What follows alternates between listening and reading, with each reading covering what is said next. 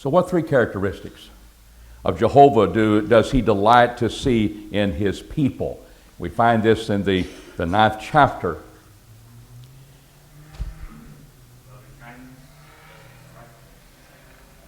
All right. Loving kindness. Why does he put loving there? Because it is a kindness that comes from valuing his creation, valuing his circumcised people that set them apart from the nations about them. That indeed there was the loving kindness of God that is extended, we'll say, his mercy. That is indeed a kindness.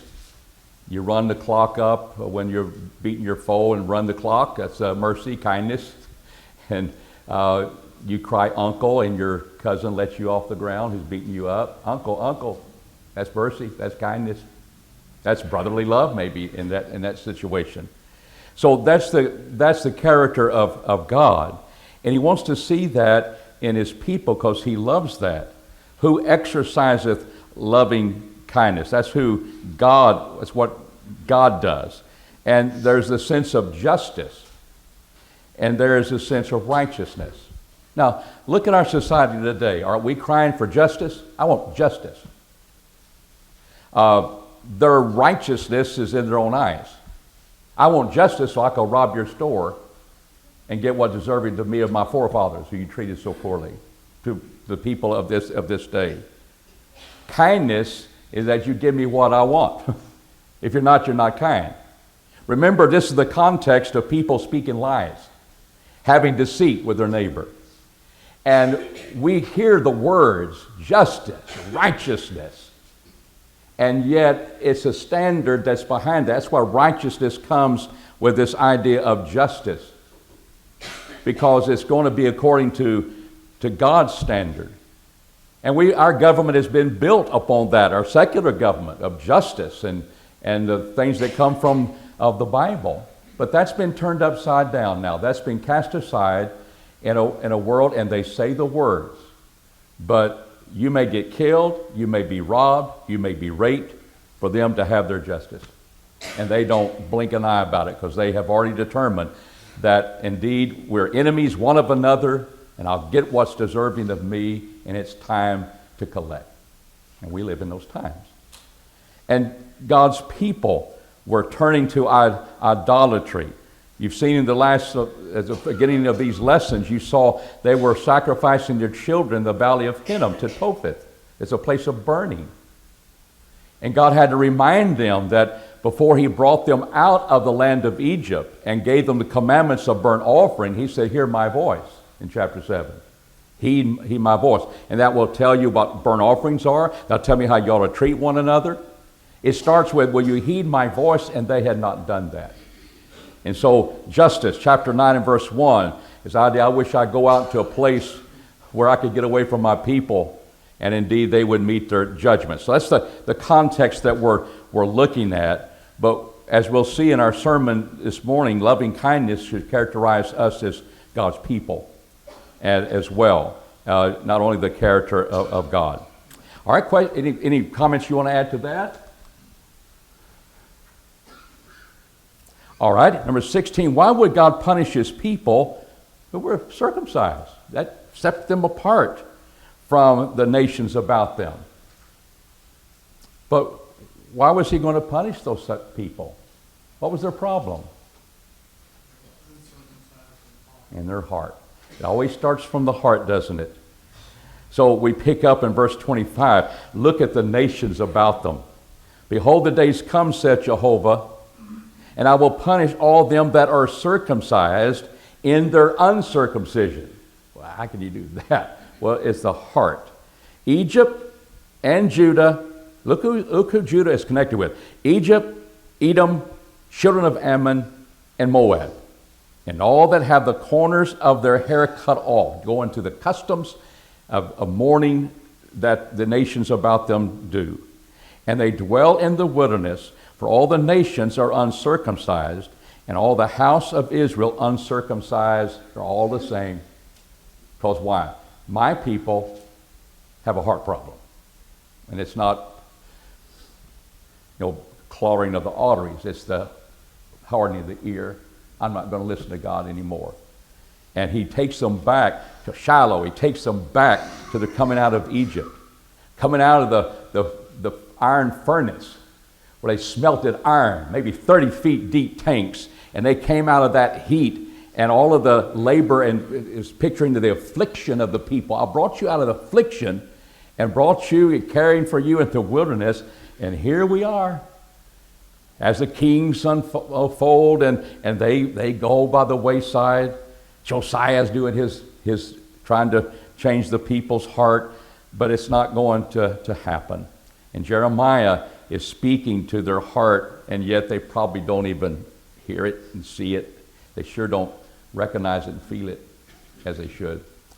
So we think, oh, uncircumcised in heart, that's just a New Testament issue.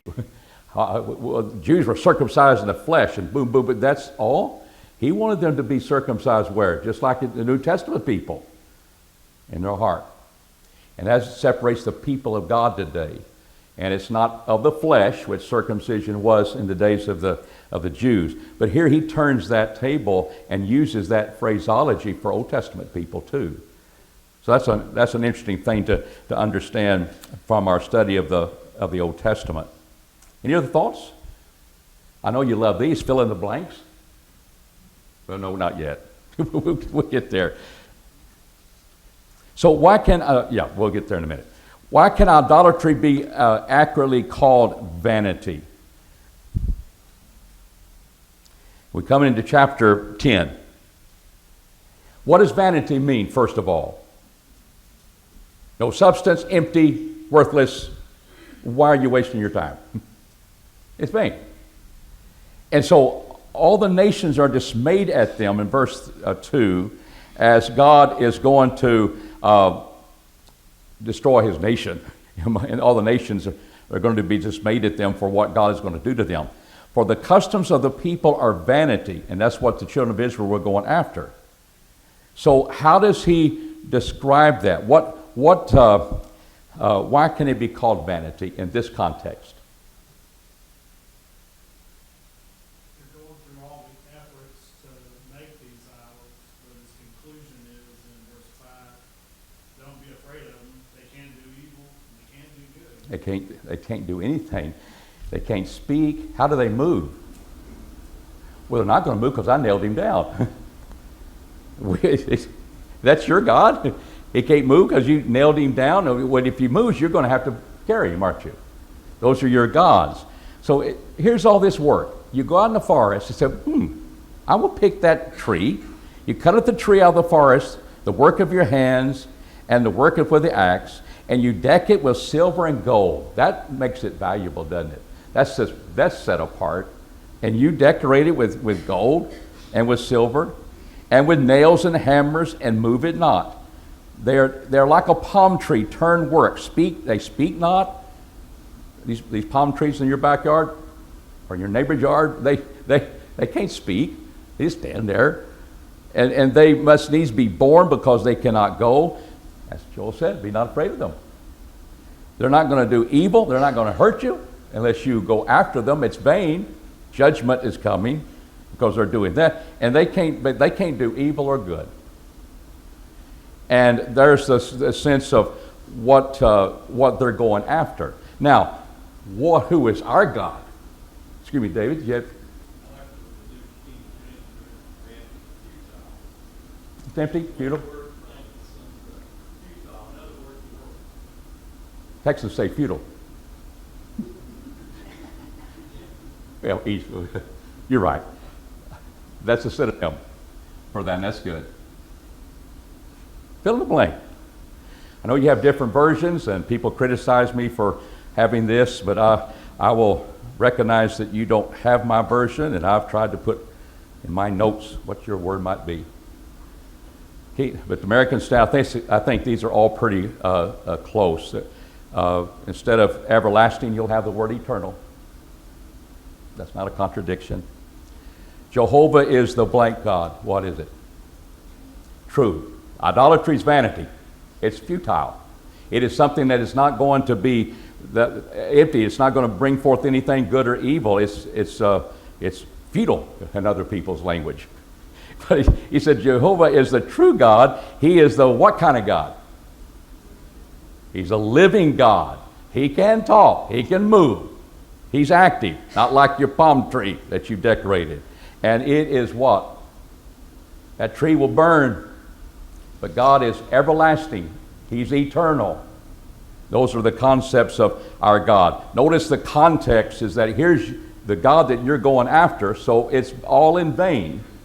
But here is the God that is revealing himself to you, that taken you out of all the things of Egypt, and now you indeed are the God that we know, and true, living, and he is the eternal, everlasting King. He rules, and he rules over the nations. I don't care how many little gods you make, that's going to be the case. We continue in that concept of thought. What has he done? He can't do anything good. Your gods can't. But what can our God do? What did he do in verse 12? All right, made the earth by his power. He established the world by his what? His wisdom. And by his understanding, or those with the King James or the New King James, his discretion. His wisdom, understanding, discretion. That's part of things of using his knowledge and his wisdom. So he has done that, and by his discretion or his understanding, he hath done what? He stretched out the heavens. Your version may have it a little bit before the other one, but it all means the same thing. Are the heavens still being stretched out? Well, creation hasn't stopped. No, it hasn't. But what if we find that the universe is expanding? It is. Things are getting further and further away from us. That's a fact. And I think it doesn't contradict. He stretched out the heavens. Allow all of these things to be the planets there, and according to his wisdom, his knowledge, it continues to expand. Who's stretching it out now if that's happening? I'm not saying it is. I'm just saying that sure would not contradict science today. You've already acknowledged the Big Bang, so there had a beginning. The universe wasn't eternal, and we know who's behind that. I mean, what had to explode in order to have a bang? He had to have something there. God created nothing substance. But he's also one who created the heavens, and also not only the earth, but the heavens as well. And he stretches out the heavens. It's kind of like a canopy. And the picture here is a canopy. Not that Jeremiah knew this science that we know today. It's just consistent. It doesn't contradict.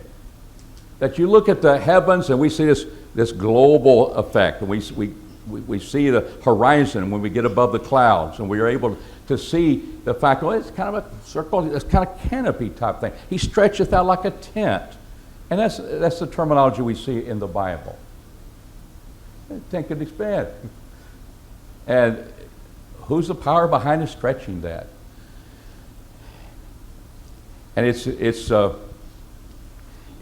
God, and it's the same one that's in a rainstorm. And that's our next question. Any comments on this about who our God is? And would you have to admit that, well, this universe is expressing design? Does it manifest design in your minds? I think it does in everybody's mind. But as the evolutionists say, it just appears to be by design. There's really not about it. It's just happening. But it appears that when it happens, it appears to be happening by design. And so they have to admit something about that. But they said it just appears that way. Not really. There's not any mind behind it.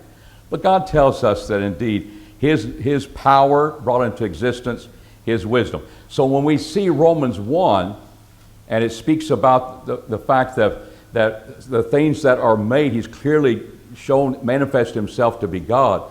We know that by the things that are made, we see his everlasting power. Do we see power in this verse? And divinity. Divinity means the expression of deity. What would be that expression we could fill in there? Oh, wisdom, his discretion. And so when we read Romans 1, we can understand, what aspect of his divinity? Proverbs 8, this passage in Jeremiah, it's his wisdom. It's his design, how things come together. And plants taking in carbon dioxide, we give out, it brings us back oxygen. Design. Moon is a certain distance away. It takes care of our ties. I'm glad it's there. Sun is a distance away. We don't burn up. We don't cool down. Design. Our brain, our eyes, our body, how it heals itself as it strives to heal itself. And how we can become immune to things that hurt. We become stronger. And all of those systems that are in place, our blood circulatory system, design, that we don't even think about the beating of the heart until it gets out of rhythm, until it stops. I guess that gets our attention. But all those things come together to create our body, and you look at an X-ray of the body, it's a bag of bones, I guess. They see that's the substance of him, or that's the substance of her. But we got life. We think, we can see, and best we can do, we have artificial intelligence. And people are going to have to program that, or allow a computer to take all the information, and they can spit it out quicker than you can talk, and you can think. But we pattern think. Did that just come about? It just happened. It just looks like design. No, there's always a mind behind it. Oh, who's behind this whole universe? That's just a marvelous study. We've got so much evidence to teach our young people of evidence. You don't have to have blind faith. We know by faith the earth was created out of nothing. We have no problem with that because we believe in God. And that's what we got to keep our kids attuned to. All right. Is God in the rainstorm? How does Jeremiah look at the rainstorm?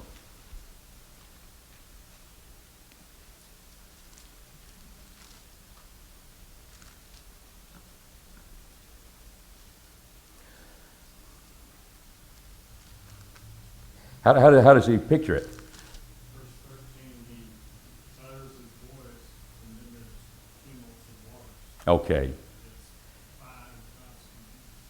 By his command, and I'm get the picture. Maybe that's the thunder. He caused the vapors to ascend from the ends of the earth. Here is the vapor, the water crystals. They form the clouds. The clouds come from the ends of the earth. There's the lightnings. Yes, that's a rainstorm. We're having thunder, and the clouds are bringing forth the rain. Lightnings for the rain. It comes with that, and there is come forth a wind out of the treasuries. And indeed, Job said, "I'm speaking." Not literally. Not that, well, he's spoken to me a lot of times. Well, what did he say? I don't know. I ran. I blinked. I wouldn't listen. I just heard thunder. I saw lightning. That's not God communicating to you. It's the fact that He is the one that controls the rain.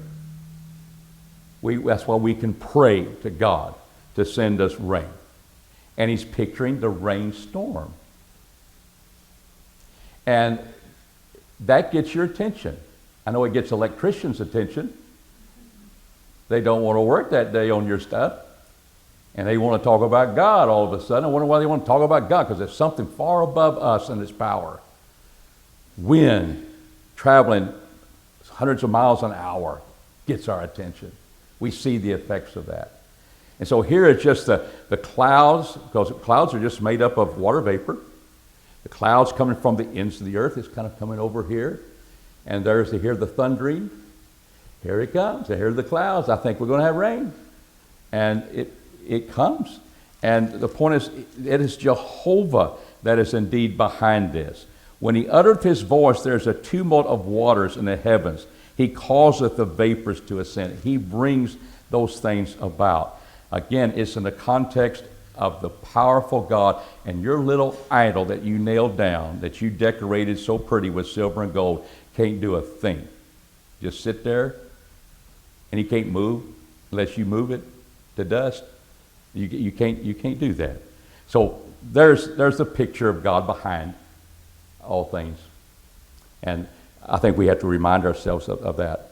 Any comments on that you might have? It just makes me think they make their image out of wood, but they can also take the same tree and cut it and burn it. That's right. We can't look upon God. No, who want a God like that? He's really going to help you in a time of a war, isn't he? Yes, David?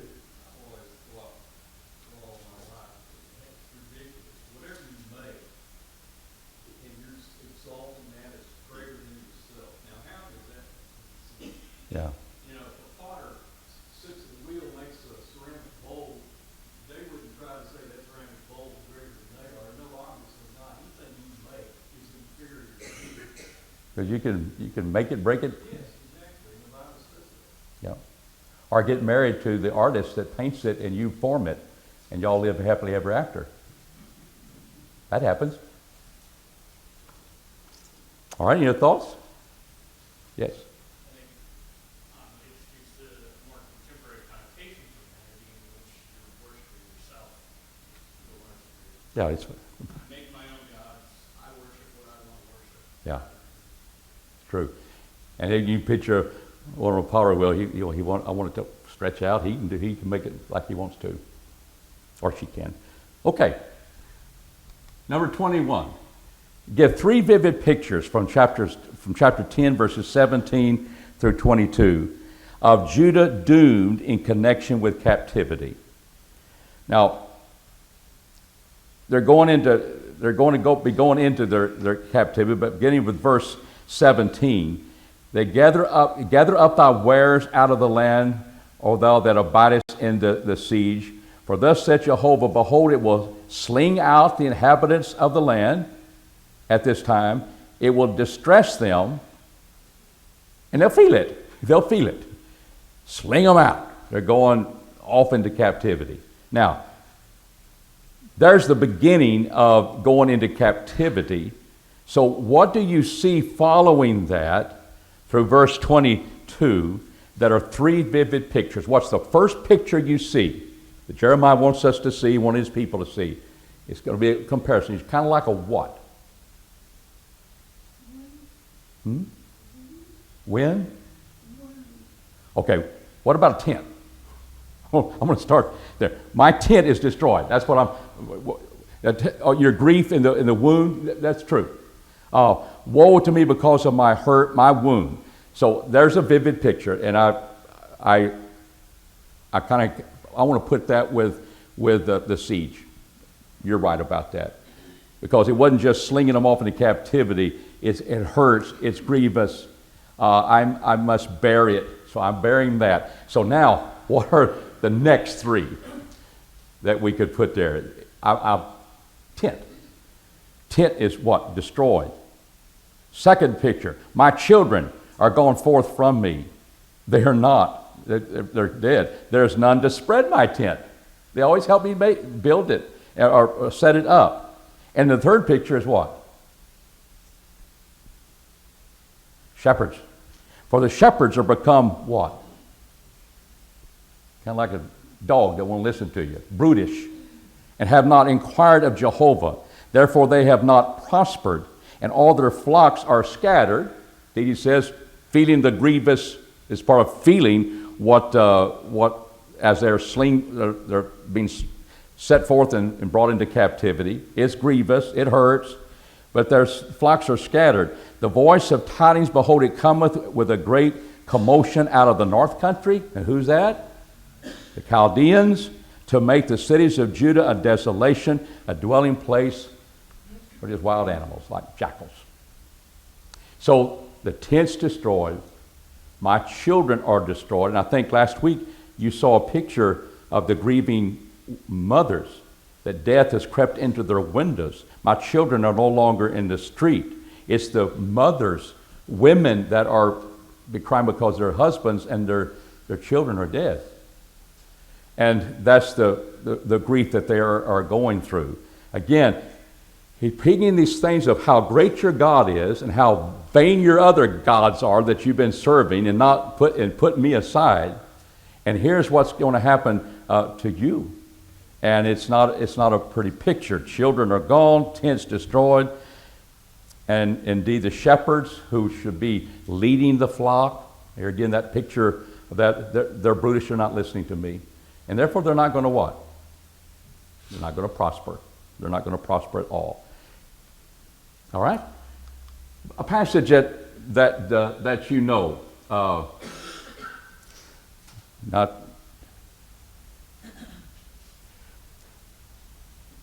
Or let's say, even though Jeremiah knew judgment of Judah was coming, what two requests does he make of God?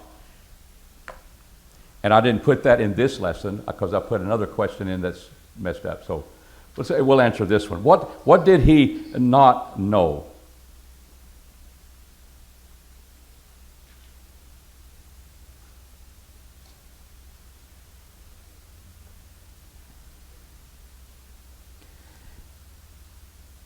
What did he know? I know about their idolatries that they've been going through. I know about that. And I also did not know that they were going to put me to death. And they deceived me. I did not know they wanted to kill me. I did know what you saw in God and they're doing their idolatry. So that's one that I have. So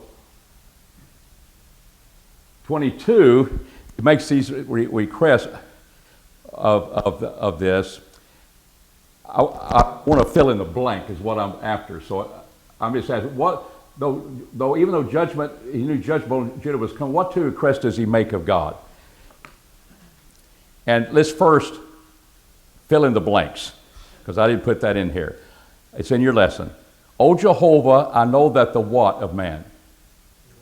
May of man. It's not in himself. It's not in man that walketh to do what? Okay, how do you apply that? I want you to apply this verse in its context, and I want you to be able to see two applications of that in its context. We only usually think about one. What do you think that one is? I can't guide myself. The shepherds are not doing a good job of it. You got that in the context. You're not listening to my word, so the way of man is not in himself. I can't decide this is the way that I want to go to direct my own steps, because I'm out there cutting wood and making an idol. The shepherds are not listening to the teachings of God, and that's who's supposed to be overseeing us, our leaders. And it's not a man that walketh to direct his own steps. We're going to have to heed his word. But what is the other that is, I'm going to ask the two requests that help us in this context. They were been saying, and he's looked at this, we've seen it earlier, peace, peace, when what? There is no peace. There's your leaders. There is no peace. Listen to me, God has said. There is no peace, and that's what they are saying. And the fact that we've already seen in early lessons, it's the temple. It's so great. It's never going to be destroyed. Yeah, it's going to be destroyed. You put your hope in that, and now you're offering the sacrifices in the temple. It's time for judgment. And I think you can look at this in the context as well, that the way of man is not himself. You can't determine that you're going to escape God's judgment. The way of man is not in himself. I will determine it's peace. Where'd you get that? Not from God. Not at this time. And so we don't listen to God, and we need that direction. That's where this passage is usually used in sermons, and it has a contextual setting for that. That's your problem. And when we get away from following God's specific word in our lives, it's a lamp to my feet, a light to my path, thy word, then we're going to get off and have shepherds that are going to tell us what we want to hear, have teachers teach us what we want to hear. Our ear is itching in. Oh, that satisfied that. It's what we want. But the way of man is not in himself, because look at what he says right here in verse 24. O Jehovah, correct me. I'm going to judgment. Way of man is not himself, but what two requests do I want? If you're going to correct me, do it in what? Don't fully destroy me. Do it in measure. And not in thine anger, lest thou bring me to what? Nothing. I want to be corrected. I know that, but please, God, in your loving kindness and tender mercy, do it by measure. Don't destroy me. And in your anger and your wrath, you could. He's crying for mercy. And how did God look upon this horrible destruction of Jerusalem and the burning of the city, taking away captivity? That's discipline. That wasn't annihilation. Because what would happen? A remnant would come back, wouldn't it? It wasn't the end of them. I just cast off all of the circumcised people. They're uncircumcised in heart. They went through their punishment. Ezekiel, when we get to there, will be talking about the fact that it changed their heart. They got a changed heart now. It wasn't a miraculous work of the Holy Spirit, but it's the Spirit's and God's working, not only through His teaching of how that they should go, but it's God working through discipline to correct their thing. They had an attitude adjustment. They had a mind adjustment because they went through what Jeremiah is just shedding tears that they're going to have to endure. Discipline can be difficult, but it can still be correcting by measure. I'm not going to destroy you. I'm going to make something good out of this, and we need to be looking for that. So that's how those verses come together. I guess I thought you were tired of filling blanks. So, all right. And lesson 4. I know our time is short. Any questions on lesson 3? We might get stopped with this one, but what was all connected with God's covenant with Israel? We see this in these first 5 verses. Thy word came to Jeremiah from Jehovah, saying, Hear ye the words of this covenant, and speak unto the men of Judah and to the inhabitants of Jerusalem, and say to them, Thus saith Jehovah the God of Israel, Cursed be the man that hears not the words of this covenant, which I command your fathers in the day that I brought them forth out of the land of Egypt, out of the iron furnace, saying, Obey my voice, and do them according to all that which I commanded you. So shall you be my people, I will be your God, that I may establish the oath which I swear unto your fathers, to give them a land flowing with milk and honey. And at this day, then answered I and said, Amen, O Jehovah. Jeremiah is piping in. Short version of it is, do what I say, you will be blessed. Don't do what I do. Reject me, you will be punished. All right. And an oath is connected with the blessing, and it goes with the person as well. And who does he take them back to show that they all were in agreement? Takes them back when he brought them out of the land of Egypt in Exodus. They talk about he put blood upon the covenant, sprinkled upon the people, and they all said, we will obey your voice. There was an oath given, and that summed it up real well. Thank you. They'd be blessed or they'd be cursed. It is a covenant, not a negotiation. We make covenants. Well, we gave a little, here, got this, got that, lost this, lost that. It's God, and what's our part of it? I don't want to be cursed. I want to be blessed. You promised with an oath the blessing will come, and we've got a land flowing with milk and honey. That's what you gave us, and we're getting ready to forfeit that one. But the point is, he brings them back to that covenant, and that's what's contained in the covenant. I think you summed that up very well, that we can kind of put that together. Now we're under a new covenant. It has cursings, it has blessings, it has promises, and we need to obey that voice. And our time is up. Lord willing, we'll start with question number 2 next week. You'll fill in the blank. It's a short one, and we'll go from there. Thank you.